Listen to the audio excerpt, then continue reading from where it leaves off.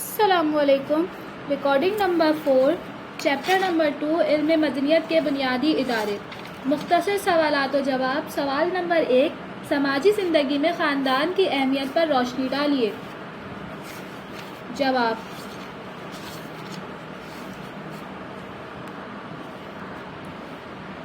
Heading आएगी ख़ानदान की अहमियत। ख़ानदान बुनियादी मौशरती इदारा है। ये बैक वक्त कई अहम वज़ाइफ की अदायगी करता है और ख़ानदान के बेशतर वज़ाइफ को कोई दूसरा इदारा बेहतर तौर पर अंजाम नहीं दे सकता। इस एतबार से ख़ानदान को दीगर कुदरती इदारों पर फ़ौक़ियत हासिल है। ख़ानदान के अहम मकासद और वज़ाइफ की तफसील दर्ज झेल है। अफ़ज़ाइश नस्ल। ख़ानदान का अव्वलीन मकसद अफ़ज़ाइश नस्ल और नस्ल इंसानी की बका है। ऐसे कुंबे जो अफ़ज़ाइश नस्ल का काम अंजाम नहीं दे पाते, इन्हें समाजी तौर पर नाकाम समझा जाता है। हेडिंग नंबर 2, बच्चों की परवरिश और निगहदाश्त। ख़ानदान बच्चों की परवरिश का ज़िम्मेदार होता है। माँ बाप की औलाद से मोहब्बत एक फ़ितरी तकाज़ा है। बच्चों के खाने पीने, रहने सहने और तालीम व तरबियत की तमाम तर ज़िम्मेदारी ख़ानदान पर आयद होती है। इश्तराकी मुआशरे में वालिदैन की ज़िम्मेदारी कुछ कम होती है। इसकी वजह यह है कि वहाँ औरतें और मर्द दोनों रियासत के लिए काम करते हैं और रियासत बच्चों की कफ़ालत की ज़िम्मेदार ठहराई गई है। हेडिंग नंबर 3, सकाफ़ती वरसे की मुंतकली। ख़ानदान ही की बदौलत माशरती रसूम व रिवाज और रिवायात की नशो नुमा होती है। बच्चा अपने इब्तदाई माहौल को अपना सकाफ़ती वर्सा समझता है और बड़ा होकर अपने सकाफ़ती वर्से की हिफाजत करता है और इसे आने वाली नस्ल को मुंतकिल करता है। आज हमारी समाजी ज़िंदगी में अखलाकी इक़दार के फुक़दान की एक बड़ी वजह यह भी है कि ख़ानदानी ज़िंदगी के कदीम रिवायात के साथ हमारा वारिहाना लगाव ख़त्म होता जा रहा है। हेडिंग नंबर 4, तालीम व तरबियत। ख़ानदान अपने बच्चों की तालीम व तरबियत का भी ज़िम्मेदार होता है। तालीम व तरबियत की ज़िम्मेदारी दो तरह से पूरी की जाती है। एक तो घर पर बच्चे के साथ ऐसा रवैया अख्तियार किया जाए कि इसकी बेहतर तरबियत हो सके। दूसरा ये कि बच्चे को अच्छे तालीमी इदारों में भेजा जाए ताकि वो समाजी बुराइयों से बचते हुए मुआशरे का मुफीद रुकन बन सके। हेडिंग नंबर 5, मुआशी कफ़ालत। ख़ानदान एक समाजी इदारा ही नहीं बल्कि मुआशी ज़रूरियात की कफ़ालत का ज़िम्मेदार भी है। ख़ानदान के तमाम अफराद अपनी रोज़मर्रा की ज़रूरियात की तकमील के लिए एक दूसरे से ताउन करते हैं और अपने महदूद वसाइल को बरोए कार लाकर मज़ीद वसाइल पैदा करने के लिए ज़राए तलाश करते हैं। मशरक़ी मुआशरे में मुआशी कफ़ालत की ज़िम्मेदारी मग़रिबी मुआशरे की निस्बत ज़्यादा महसूस की जाती है। हेडिंग नंबर 6, बुलंद औसाफ। ख़ानदान ही की बदौलत बच्चे में बुलंद औसाफ पैदा होते हैं। आपस में एक दूसरे के लिए मोहब्बत, उल्फत, कुर्बानी और हमदर्दी और ताउन के जज्बात पैदा होते हैं और यही वो सिफ़ात आलिया हैं जिन पर मजबूत और मुस्तहकम मुआशरे की बुनियाद कायम है। और सच तो ये है कि ख़ानदान के बग़ैर बच्चे में नज़्म व ज़ब्त की तरबियत मुमकिन ही नहीं है। सवाल नंबर 2, ख़ानदान के अहम वसाइल बयान कीजिए। जवाब। हेडिंग आएगी ख़ानदान के मसाइल। जदीद ख़ानदान बेशुमार मसाइल से दो चार है। मौजूदा दौर की ख़ानगी ज़िंदगी इस सुकून से महरूम हो चुकी है जो ख़ानदानी ज़िंदगी का तरह इक़्तिबास थी। मग़रिबी ममालिक में ख़ानदानी ज़िंदगी का शहराज़ा बिखर रहा है और अब बच्चे नर्सरियों और स्कूलों में पलने लगे हैं।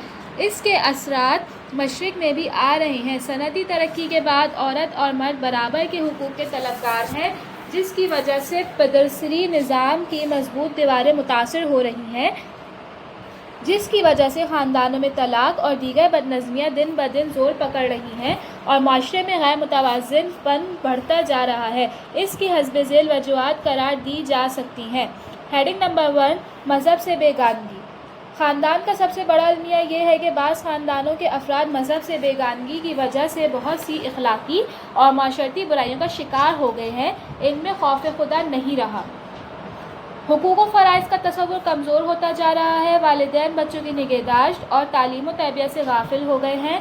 ख़ावंद और बीवी को एक दूसरे के हुकूक़ व फ़राइज़ का ख्याल नहीं, जिसकी वजह से बच्चों में गैर अखलाकी सरगर्मियाँ बढ़ रही हैं।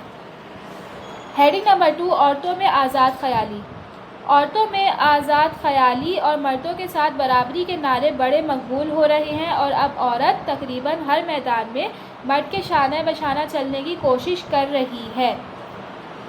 جس کی وجہ سے عورت اب شادی سے پہلے یا شادی کے بعد دوسروں پر کم انحصار کرتی ہے۔ اس وجہ سے خاندان کا ادارہ کمزور ہوا ہے اور آئے دن طلاقیں اور نئی شادیاں ہوتی رہتی ہیں۔ ہیڈنگ نمبر 3، جذباتی شادیاں۔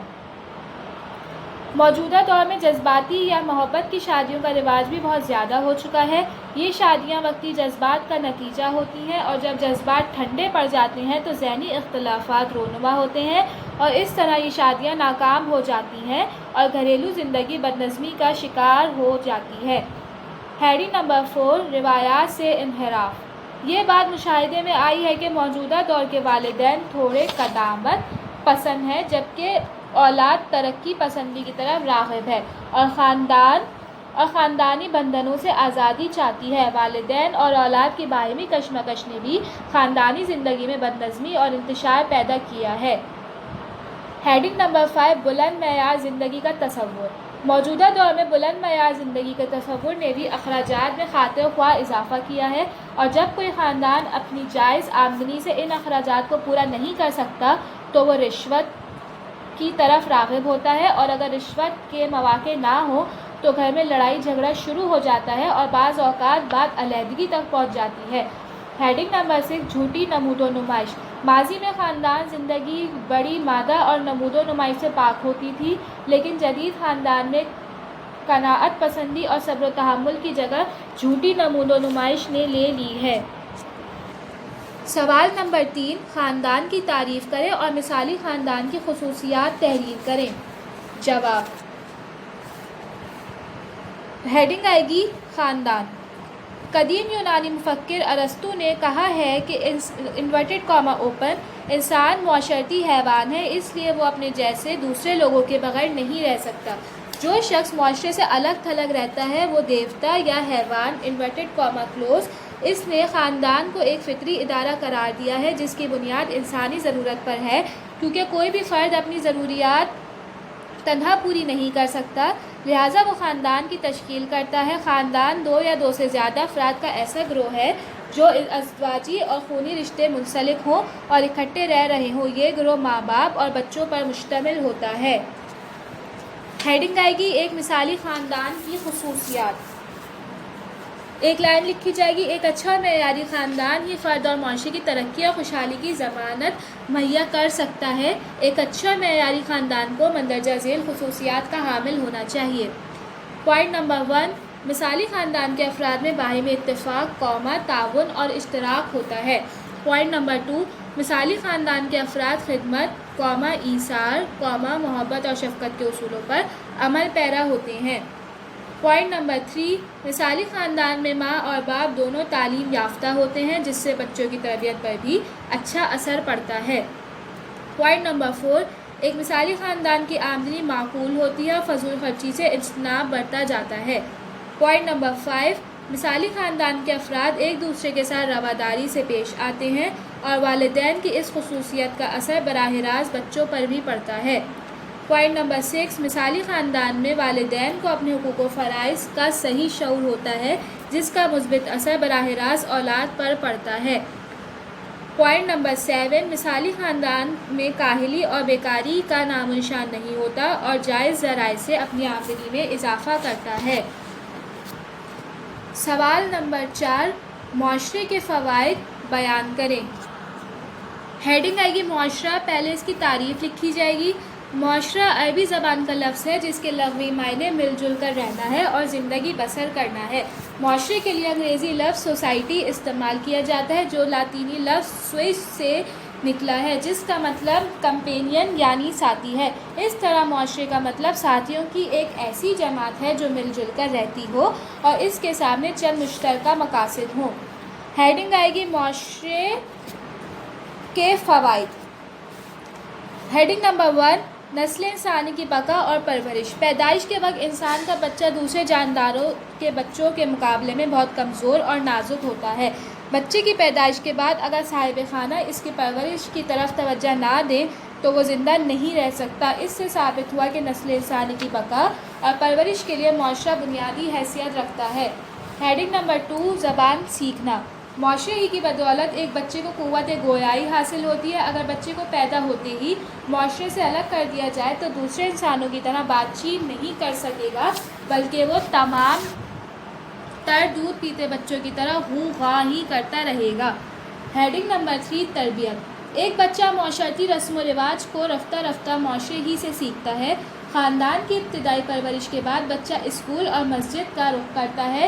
یہ ادارے فرد کی زندگی کے مختلف پہلوؤں کی تربیت کرتے ہیں۔ پوائنٹ نمبر 4، تہذیبی ترقی۔ انسان کی تہذیبی ترقی بھی معاشرے ہی کی مرہون منت ہے۔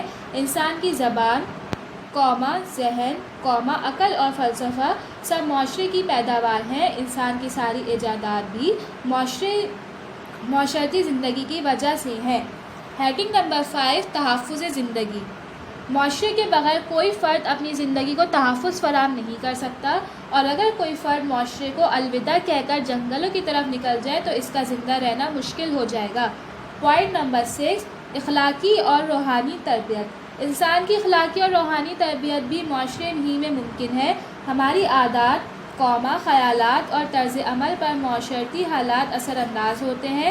معاشرے سے باہر اخلاقی زندگی کا کوئی تصور نہیں۔ سوال نمبر 5، کمیونٹی یا طبقہ کسے کہتے ہیں؟ ہیڈنگ آئے گی کمیونٹی، سلیش ڈال کے لکھا جائے گا طبقہ، اور اس کے بعد ہیڈنگ آئے گی تعریف۔ انگریزی زبان کے لفظ کمیونٹی کے لیے اردو زبان میں گروہ، ملت، جمعیت اور طبقے کے لفظ استعمال ہوتے ہیں۔ کمیونٹی فرد کا ایک ایسا مجموعہ ہے جو ایک مخصوص علاقے میں رہتے ہیں اور جس کی سرگرمیاں معاشرتی لحاظ سے یکساں اور مربوط ہوں۔ پوائنٹ نمبر 1، پروفیسر میک آئیور نے کمیونٹی کی تعریف ان الفاظ میں بیان کی ہے، انورٹڈ کاما اوپن، جہاں کہیں کسی چھوٹے یا بڑے گروہ کے ارکان ایک ساتھ اس طرح رہتے ہوں کہ ان کے درمیان نہ صرف کوئی مفاد مشترکہ ہو بلکہ مشترکہ زندگی کے بنیادی آلات میں وہ شریک ہوں تو ایسے گروہ کو کمیونٹی کہا جائے گا۔ پوائنٹ نمبر 2، مورس گنزبرگ کا خیال ہے، انورٹڈ کاما اوپن، ایک مخصوص علاقے میں رہائش پذیر پوری آبادی جس کے طرز زندگی کے اصول مشترکہ ہوں کمیونٹی کہلاتی ہے۔ سوال نمبر 6، انجمن یا ادارے کی خصوصیات بیان کریں۔ ہیڈنگ آئے گی انجمنیں یا ادارے۔ انجمن سے مراد انسانی جماعت ہے جو عام لوگوں نے اپنی مرضی سے مخصوص مقاصد کو حاصل کرنے کے لیے بنائی ہو، مثلاً اساتذہ کی انجمنیں، مزدوروں کی تنظیمیں، طلبہ کی تنظیمیں، وکلاء کی تنظیمیں وغیرہ۔ میلانووسکی نے لکھا ہے کہ انورٹڈ کاما اوپن انجمن لوگوں کا ایسا گروہ ہے جو مشترکہ مفاد کے لیے متحد ہو، اس کے پاس مادی ساز و سامان بھی ہو اور روایات کے اصول پر عمل پیرا ہوتے ہوئے ثقافت کے افعال کو اجتماعی طور پر پورا کرتا ہو۔ پروفیسر ایلفرڈ ایم وی کے بقول انورٹڈ کاما اوپن گروہ کے طریقہ کار میں جب مکمل روانی آ جاتی ہے تو وہ انجمن یا ادارہ بن جاتا ہے۔ پیراگراف چینج، ہم سادہ الفاظ میں انجمن کی تعریف ان الفاظ میں کر سکتے ہیں، انورٹڈ کاما اوپن، افراد کا ایسا گروہ جو ایک یا ایک سے زیادہ مشترکہ مقاصد کے لیے متحد اور منظم ہو کر جدوجہد کرتا ہے، انجمن کہلاتا ہے۔ ہیڈنگ آئے گی انجمن یا ادارے کی خصوصیات۔ پوائنٹ نمبر 1، ایک سے زیادہ افراد۔ ایک انجمن کے لیے ضروری ہے کہ اس کے ارکان کی تعداد ایک سے زیادہ ہو۔ تنہا شخص انجمن نہیں کہلا سکتا، البتہ بعض انجمنوں کی رکنیت کافی وسیع اور بعض کی محدود ہوتی ہے۔ پوائنٹ نمبر 2، رکنیت۔ قدرتی انجمنوں مثلاً خاندان، برادری، ریاست وغیرہ کی رکنیت لازمی ہوتی ہے جو فرد کو پیدا ہوتے ہی خود بخود مل جاتی ہے، جبکہ رضاکارانہ انجمنوں کی رکنیت اختیاری ہوتی ہے۔ ایک فرد اپنی مرضی سے ان انجمنوں کی رکنیت اختیار یا ترک نہیں کر سکتا۔ ہیڈنگ نمبر 3، نظم و ضبط۔ معاشرتی انجمنیں منظم ہوتی ہیں، ان کے باقاعدہ قواعد و ضوابط ہوتے ہیں جنہیں نافذ کرنے کے لیے پوری انتظامی مشینری موجود ہوتی ہے۔ خلاف ورزی کرنے والے رکن کے خلاف تادیبی کارروائی کی جا سکتی ہے، مسلسل یا سنگین خلاف ورزی کرنے والے کی رکنیت بھی ختم کی جا سکتی ہے۔ نظم و ضبط کے بغیر کوئی انجمن اپنا مقصد حاصل نہیں کر سکتی۔ Point number 4 پائیداری. انجمن کی صورت میں افراد کے درمیان اتحاد و تعاون عارضی نہیں بلکہ دیر یا دیرپا اور مستقل ہوتا ہے، جبکہ ایک عام گروہ کا اتحاد عارضی ہوتا ہے، خواہ وہ کتنا ہی منظم کیوں نہ ہو. مثلاً ڈاکوؤں کا گروہ وہ خواہ کتنا ہی منظم کیوں نہ ہو ادارہ نہیں کہلا سکتا، کیونکہ ان کا یہ اتحاد عارضی ہوتا ہے. پوائنٹ نمبر 5 مشترکہ مقصد. انجمن کے سامنے کوئی نہ کوئی مشترکہ مقصد ضرور ہوتا ہے. لوگوں کا ایسا گروہ جس کے سامنے کوئی مقصد نہ ہو انجمن نہیں کہلا سکتا. انجمن کسی فرد کے مفاد کے لیے نہیں بلکہ اراکین کے مفادات کے لیے کام کرتی ہے.